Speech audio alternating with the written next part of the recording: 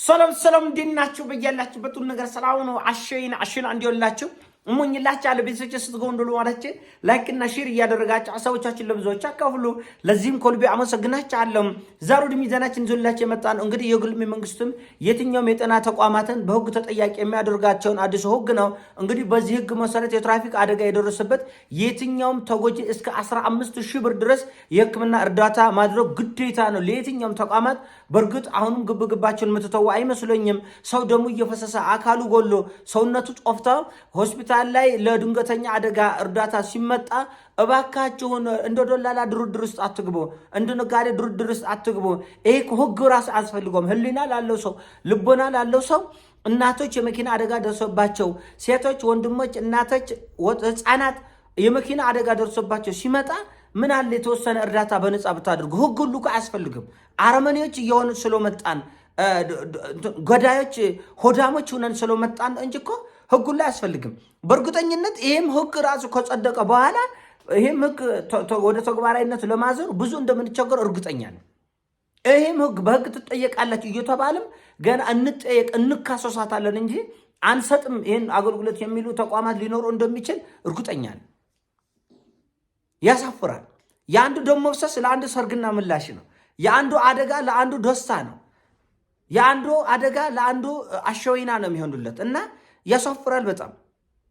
አድርጉ፣ በቃ እርዳታ አድርጉ። ሰዎች መኪና አደጋ በየቦታው ህዝባችን እያለቀ በየቦታው ሹፌሩ አይጠነቀቅ። የመኪና ባለቤት ስለሚሰበስበው ሽርፍራፊ ገንዘብ ነው እንጂ ስለ ሰው ህይወት አይጨነቅም።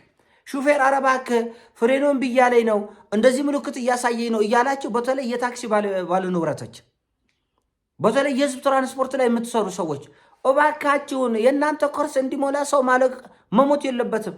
ያን ታክሲ ያን መኪና ያን ቁጥቁጥ መያዝ የማትችሉ ከሆነ ኪሳራ የሚበዛባችሁ ከሆነ በዲዛ ሽጡና በቃ ሌላ ስራ ስሩ እንጂ እኔ ታክሲ አለኝ የሆነ ነገር መኪና ላይ መጠጋጋን አክቶኝ በቀን ውስጥ ስንት ሰውን አደጋ ውስጥ የምከተው ስንት ሰውን አደጋ ውስጥ የሚከተው እኔ ፍሪሲዮን ሸራ መቆየር ወይ ደግሞ ምንድነው ሸራ መቆየር አክቶኝ ለፍሬን ሸራ መቆየር አክቶኝ 3,000 ብር የሰው ህይወት ቢጠፋ እኮ በመቶ ሺዎች ነው የሚጠፋው። አካል ቢጎዳ እግር ቢቆረጥ እጅ ቢቆረጥ እኮ በመቶ ሺዎች ነው። እኔ ለትንሽ ገንዘብ ስንገበገብ ሌላ ሰው መሞት የለበትም። ስለዚህ ሁሉም ተንገብግቦ ለሰው ህይወት ከቁብ የማትቆጥሩ አውሬዎች መሆን የለባቸውም። የመኪና ባለንብረቶችም ተጠንቀቁ፣ ሹፌሮችም ተጠንቀቁ።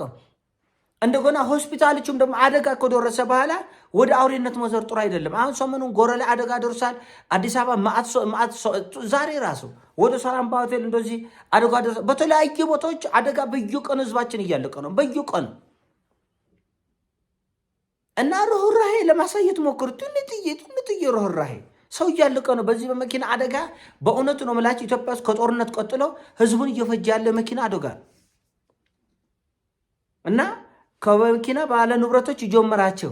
ሹፌሮች በቀን ውስጥ ከምታገኙት ገቢ ላይ በመራራጣችሁ ምክንያት 500-400 ብር ጭማሪ ልታገኙ ትችሉ ይሆናል። ነገር ግን ለሰው ህይወትስ እናንተም ትቆጠፋላችሁ፣ ትሞታላችሁ። ከፊት ያለቁ ሹፌር አደጋ ቢኖር መጀመሪያ የሚሞተው ሹፌር ነው። ስለዚህ ለራሳችሁ ህይወት አስቡ፣ ለሰውም ህይወት አስቡ። ባካችሁ ስለ እግዚአብሔር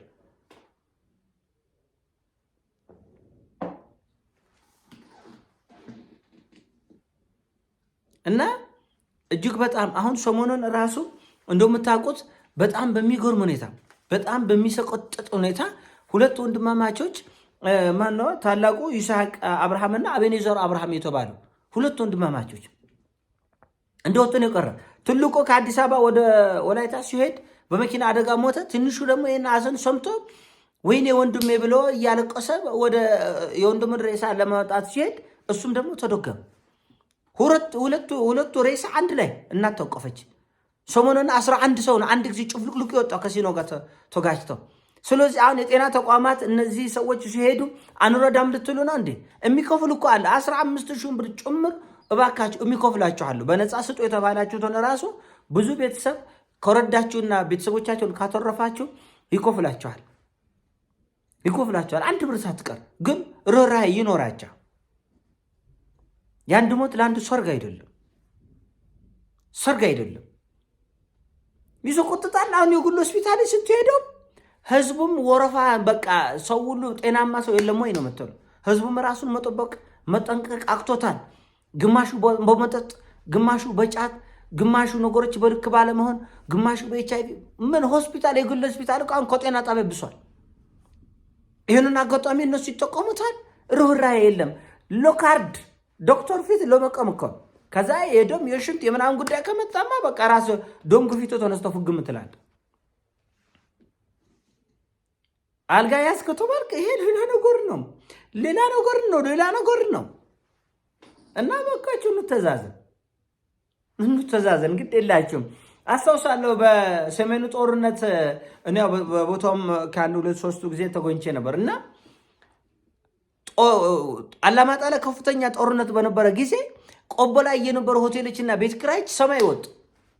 በተራው እሳቱ ቆቦ ገባ። ከዛ ወልዲያ ደግሞ እንደዚሁ የቤት ኪራይና እንትን አልጋ ቤርጎ በእጥፍ ጨምሮ አደር። እንደገና ሁሉም መቼ መጣፈንታ አይቀርም። ያ እሳት ደግሞ እየነደደ ወልዲያ ሲገባ ደሴ ደግሞ እንደዚሁ ሰማይ ነክቶ ቁጭ። እኔን አይነካኝም፣ እንደዛ አትበለው እና እባካችሁ አሁን ህጉም ከወጣ በኋላ አሁን እንግዲህ የመንገድ ደህንነትና መንገድ ፈንድ ይሄን ነገር አስታውቀዋል። በእርግጠኝነት አሁንም ግብግባችሁን አትተውም። የጤና ተቋማት በተለይ የግል ጤና ተቋማት ምን በወጣን ምን አገባን ነው የምትሉ፣ ይሄ ነገር ትክክል አይደለም። ህብረተሰቡም እንደዚህ አይነት ነገር ሲጎጥማችሁ ጠቁሙ። ከተቻለ እንደዚህ አንረዳም፣ አናግዝም፣ ሰው አደጋ ደርሶበት አናግዝም የሚሉትን በቪዲዮ ማስረጃ ለማስቆረጥ ሞክሩ። ይሄን ደግሞ ለሚዲያ ይፋ በማድረግ እያንዳንዱ የጤና ተቋም በህግ ተጠያቂ እንዲሆን እናንተም እኛም የምንችለውን ተባብረን እንሰራለን እንጂ እሺ እንደማይሉና ይሄ የወጣው ህግ ተግባራዊነቱ በጣም የተንቆራፈፈ እንደሚሆን እርግጠኛ ነኝ። እና ርህራሄ የሚባል ነገር ያስፈልጋል። አንድ እናት መኪና አደጋ ደርሶባት ወደ ሆስፒታል ስትሄድ ሆስፒታሉ ማሰብ ያለበት የዛችን እናት ለማትረፍ ህይወቷን ለማትረፍ ነው እንጂ ከዚች እናት ላይ ምን ያህል ሺህ እናተርፋለን የሚል አይደለም። ህፃናት፣ እናቶች፣ አባቶች፣ ወንድሞች ሰው መኪና አደጋ ደርሶበት ሲሄድ ለእናንተ ሰርግና ምላሽ አይደለም። እወቁ። ለድርድር አይቀርብም። የሰው ህይወት ለድርድር አይቀርብም። በጣም የሚያሳፍር ነው። በየቦታው በጣም የሚያሳፍር። አንድ ሴት ምጥ ተይዛ ስትሄድ ይሄን ያክል ሺህ አሲሺ ይባላል። ይሄ ህጉ ምን ያክል ነው የሚፈቅደው? እኔ እሱን አላውቅም። ግን በጣም ከባድ ነው። በየመንገዱ የመጀመሪያ እርዳታ ሰው ለማድረግ በጣም ከባድ ነው። አሁን በተለይ በማታ መኪና ሰው ከተገጨ በቃ ህይወቱ ያልፋል። በእርግጠኝነት ማንም ለማንሳት አይፈቅድም። ህጉ እንደዚህ ይለኛል፣ እኮ እንዲዙ ይለኛል። ያንተ እናት፣ አባት፣ ወንድም፣ እህት ቢሆን እንዴት ታደርጉ ነበር? በማታ በስለት ሰው ተወቅቶ ብዙ ቀን እኔ እንደዚህ ሰው አልፎ ሲሄድ እኔ በርግጥ እኔም ብዙ ዋጋ ነው ያስከፈለኝ። እኔ አንስቼ በኋላ በህግ ቦታም በተለያዩ ቦታዎችም ችግር ደርሰውብኛል እና መንከራተት ይኖራል። ግን በጎነትን አልተውም። እኔ ፈለገ ቢሆን ዝም አይደለም እና አይምሯችን ለማሰራት ሞክሩ ወገኖቼ። ሰው በህግ ብቻ አይደለም የሚኖረው። ህግ ካልያዘ አይምሮ አይዘህም እንዴ? ህጉ ባይቀጣ አይምሮ አይቀጣም፣ ህሊና አይቀጣም፣ ልቦና አይቀጣም፣ ጸጸት አይገርፍም፣ ውስጥን አይበላህም። እና ወደ አውሮ መንነቱ መቀየር በጣም የሚያሳፍር ነው። በጣም የሚያሳፍር ተገቢም ያልሆነ ነው እና ሰዎች አደጋ ደርሶባቸው ስናይ እንጠንቀቅ፣ እናግዝ፣ እንርዳ፣ እንደገፍ።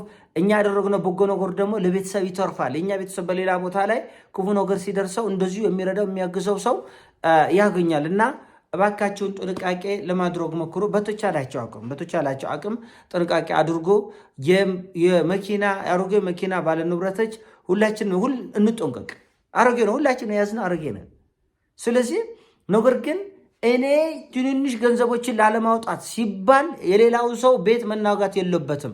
እንዳልኳቸው የታክሲ ሹፌሮች ባለቤቶቹ ይሄ ዕቃ ተበላሽቷል ሲባል ቀይር፣ ካልቻልክ እዛ ሶማሌ ተራ በተነና ሽጥ፣ ከዛ ወይ ወደ አናጭነት ወይ ወደ ቀን ስራ ገቡ። ሰው መሞት የለበትም። እናንተ ለማተራረፍ የቀኑ ቁባቸው እናንተ እንዳይጓደል ሲባል መኪና ከነ ችግሩ እየተንኮሳኮሸ ሹፌሩን በፍርሃትና በከፍተኛ ስጋት ተሳፋሪውን በዛ መልኩ ለንቀሳቀስ አይገባም።